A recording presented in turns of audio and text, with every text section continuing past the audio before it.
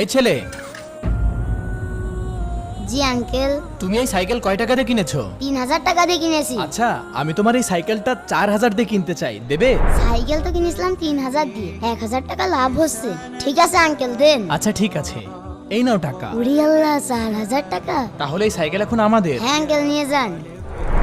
3 4 5 5000 মানে? আরে আঙ্কেল কি তাহলে বেশি দিয়ে ফেলেছে? তাড়াতাড়ি গিয়ে টাকাটা ফেরত দিয়ে আসি। আঙ্কেল আঙ্কেল আঙ্কেল দাঁড়ান। কি হয়েছে? আপনি 4000-এর জায়গায় 1000 টাকা বেশি দিয়ে ফেলেছেন। এই নিন আপনার 1000 টাকা। 1000 টাকা পেয়েও ফেরত দিল? আমরা 1000 টাকা ইচ্ছা করে বেশি দিয়েছিলাম। আমরা পরীক্ষা করছিলাম আজকালকার বাচ্চাদের মধ্যে ঈমান আছে কিনা।